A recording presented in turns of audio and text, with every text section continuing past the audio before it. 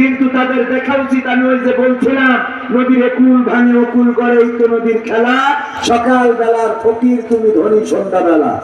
বলছিলাম যে ডক্টর ইউনূস কয়েকদিন আগে যে কোর্টের বারান্দায় বারান্দায় ঘুরে বেড়াতেন, এখন সেই কোর্টের মালিক হয়ে গেছে ডক্টর ইউনূস।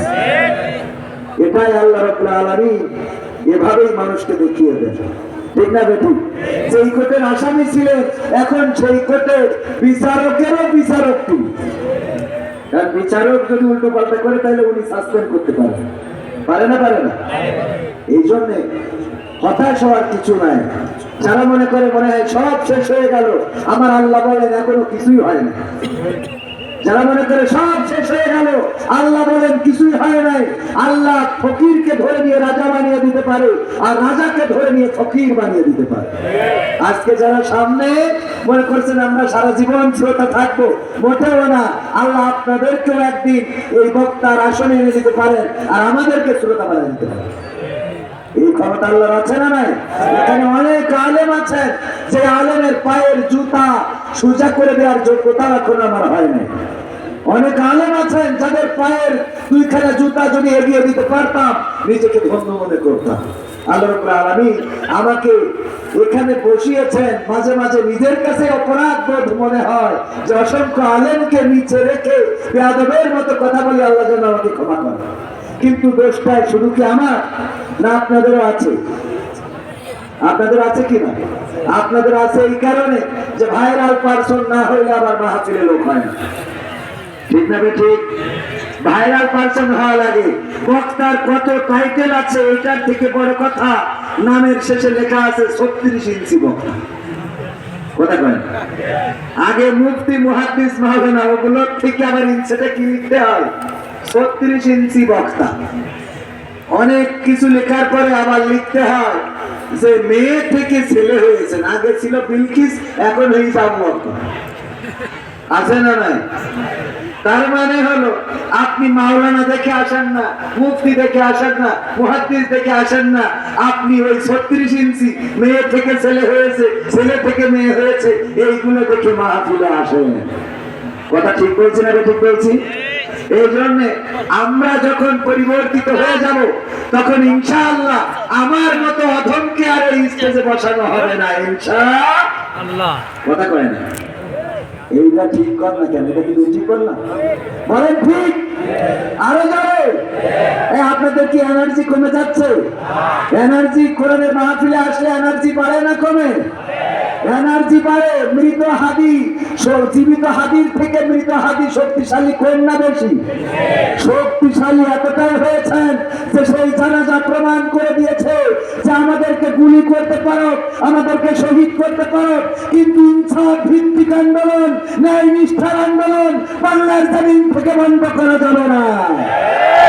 আমাদেরকে শহীদ করে মনে করেছিলে তোমরা ইসলামী আন্দোলনের নেতৃত্ব দেওয়ার মানুষ থাকবে না। তোমরা মনে করেছিলে যদি আমরা ইসলামী আন্দোলনের নেতাদেরকে শহীদ করি, তাদেরকে যদি নিশ্চিহ্ন করি, তাহলে আন্দোলন করার মানুষ থাকবে না। কিন্তু বাংলাদেশের জমিনে প্রমাণ হয়ে গেছে মাওলানা মুফতির দরকার হয় না, ডাক্তারি নেতৃত্ব দিতে সক্ষম বলেন দেখে না। আপনাদের কষ্ট হচ্ছে? কথা ঠিক বললাম না? ঠিক বললাম? কিন্তু শীতে মনে হয় স্লোগান দিতে কষ্ট হচ্ছে। একটা কাজ করেন তো, একটু দেখি সবার ফোন আছে কার কার? হাত উঁচু করেন। ফোন আছে কার কার? হাত উঁচু করেন। মোবাইল আছে? পকেট সাবধান, পকেট সাবধান। ফোন পকেটে আছে কিনা? আইফোন কিছুক্ষণ আগে চুরি হয়েছে। পকেট থেকে একটু বের করেন আর ফ্ল্যাশ লাইটটা জ্বালিয়ে এই মাহফিলের দিকে ধরেন। দেখি সবাই কারোর পকেটে ফোন থাকবে না। সবাই দাঁড়ানো মানুষেরা, সবাই একেবারে তারাই ভরে ফেলবো আমরা, আলোকিত করে ফেলবো এই ময়দান, এই অঙ্গন। সবাই কারোর পকেটে থাকবে না। ফ্ল্যাশ জ্বালান সবাই। তাফসীরের মাহফিল, কোরআনের মাহফিল, আলোকিত ময়দান, এই তারাই ঝলকাতে থাকবে।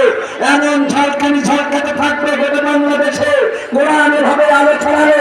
আজকে যেভাবে এই যে তারাই ভরে দিয়েছেন, এই তারাই ভরে যাবে ইনশাআল্লাহ। আলোকিত হবে এই সমাজ। শুকরিয়া। ফোনটা চেক করে দিলাম এই ফাঁকে। তো আজকের এই মাহফিলে যারা আছেন প্রধান আকর্ষণ আপনারা, পর্দার অন্তরালে মা এবং বোনেরা, আনুষ্ঠানিকভাবে সালাম জানাচ্ছি, আসসালামু আলাইকুম রাহমাতুল্লাহ। আল্লাহর শুকরিয়া আদায় করছি যে মহান রব দয়া করে মায়া করে আমাদেরকে মানুষ হিসাবে সৃষ্টি করেছেন। তিনি চাইলে আমাদেরকে অন্য কোনো প্রাণী করে পাঠাতে পারতেন। আল্লাহর কাছে আমরা কেউ দরখাস্ত করি নাই, আল্লাহ তুমি আমার রূহটাকে মানুষ হিসাবে আশরাফুল মাখলুক হিসাবে পাঠাও। এটা কি আল্লাহকে বলেছি?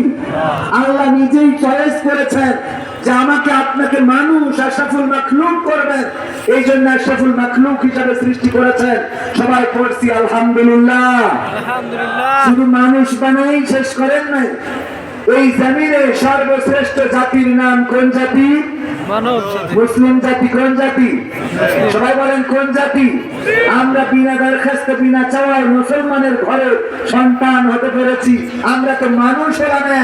দ্বিতীয় হলো যে আমরা বলি না আল্লাহ তুমি আমাদের মুসলমানের ঘরে জন্ম দাও, তারপরে আল্লাহ মুসলমান হিসাবে এই জমিনে পাঠিয়েছেন। এই জন্য আবার পড়ছি আলহামদুলিল্লাহ। আল্লাহ রাব্বুল আলামিন এই পৃথিবীর শ্রেষ্ঠ গ্রন্থ, সেই গ্রন্থের শুরুতে আল্লাহ বলেছেন যালিকাল কিতাবু লা রাইবা ফীহি হুদাল লিল মুত্তাকিন।